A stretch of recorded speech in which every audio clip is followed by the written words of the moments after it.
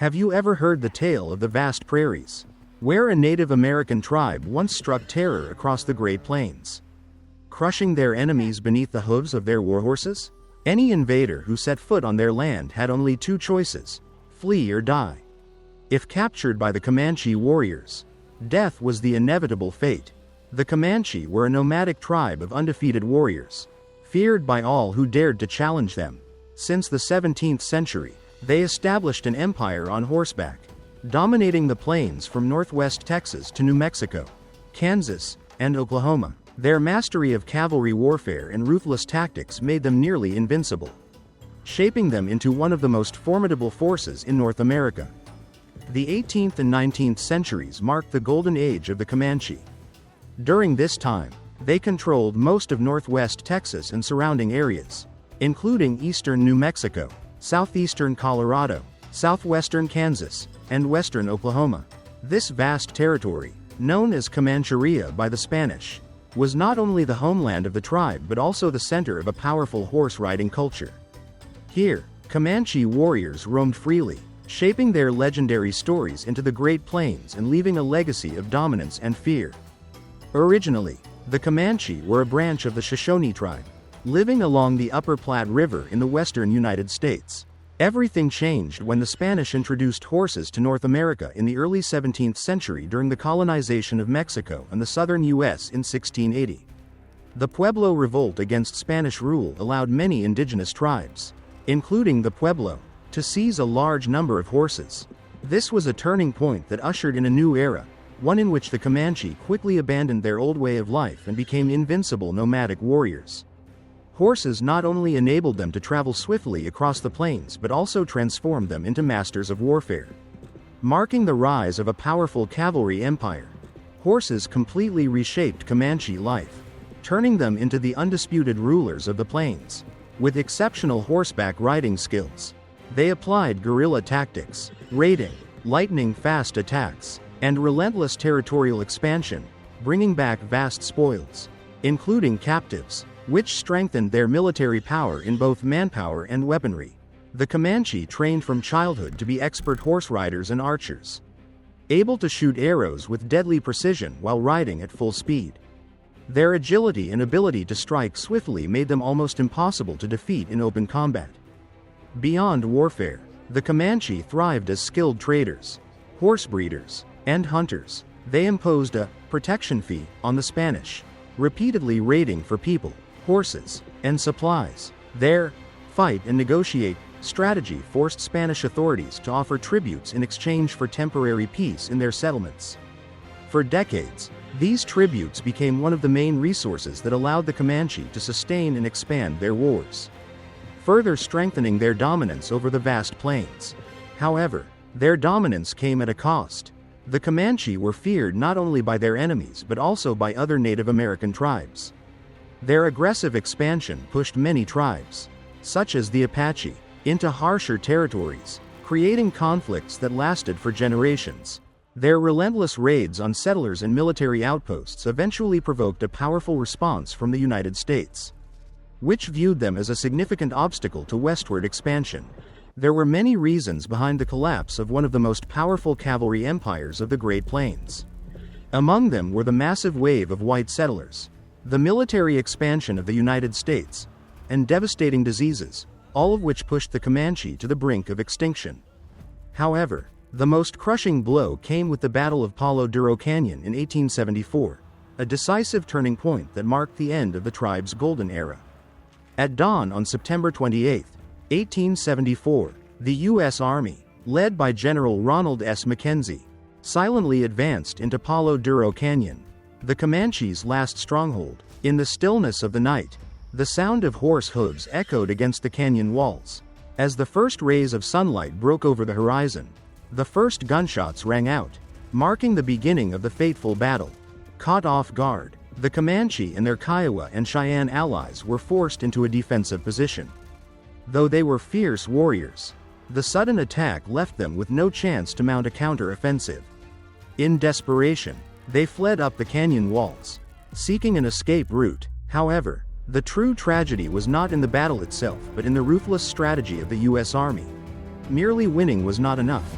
America had no intention of allowing the Comanche to rise again. The sound of galloping hooves echoed through the canyon as Comanche warriors desperately sought an escape. But it wasn't bullets that truly broke them, it was the ruthless strategy of the U.S. Army.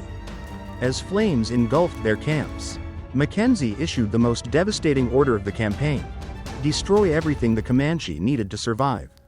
Over 1,400 horses, the very soul of the Plains warriors, were rounded up and systematically slaughtered.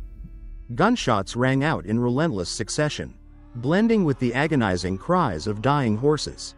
The acrid smell of gunpowder mixed with the scent of warm blood, creating a horrifying scene unlike any other. Some Comanche warriors, cornered and powerless, collapsed in despair as they watched their horses being massacred.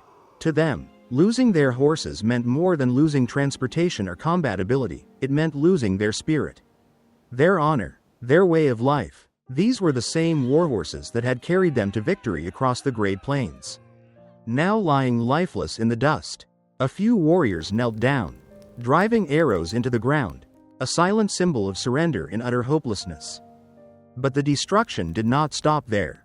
The U.S. Army set fire to the Comanche's entire winter food supply, hundreds of tons of dried meat, corn, and hides, reducing everything to smoldering ash. Without food, without horses, the once mighty Comanche force was left stranded in the freezing plains, with no means of survival and no path forward. After their defeat at Palo Duro, the Comanche could no longer continue their resistance. With no shelter and their food supplies depleted, they had no choice but to rely on the U.S. government. Less than a year later, in 1875, they were forced to surrender and relocate to reservations in Oklahoma. Their once mighty warriors, who had ruled the plains for centuries, now had to adapt to a foreign way of life. Quanah Parker, the last chief of the Comanche, bowed to fate but never to submission. He chose diplomacy as his new battlefield, fighting to protect his people and preserve their cultural identity in a rapidly changing world.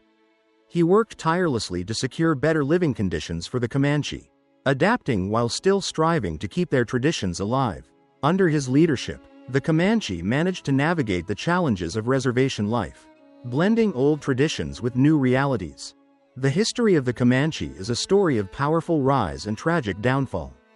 They once ruled the West but could not withstand the relentless march of history. The Battle of Palo Duro was not just a fight, it symbolized the clash between two civilizations, on one side, proud nomadic warriors, and on the other, an expanding power determined to conquer at any cost. Today, the descendants of the Comanche still live in Oklahoma and continue to strive to preserve their cultural identity.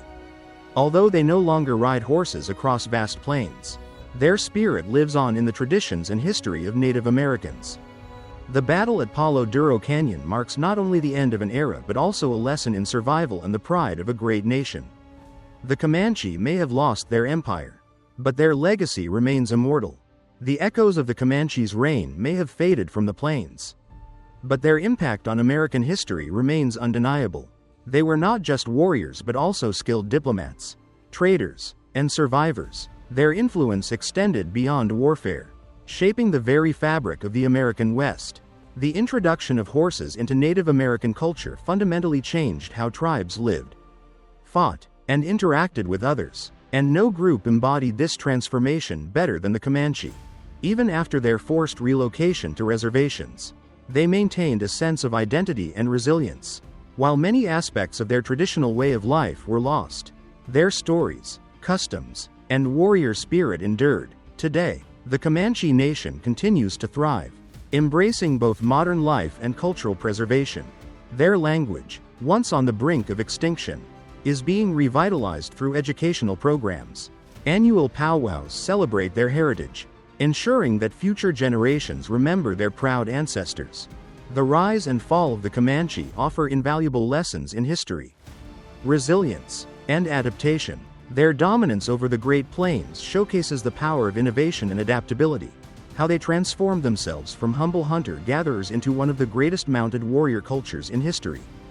Their downfall, however, is a stark reminder of how external forces, technological advancements, disease, and expansionist policies can alter the course of civilizations. More than just a chapter in history, The Comanche story is a testament to human strength and the will to endure. Though their empire has long since vanished, their legend continues to inspire. They may no longer ride as they once did, but the spirit of the Comanche will forever gallop through the pages of history.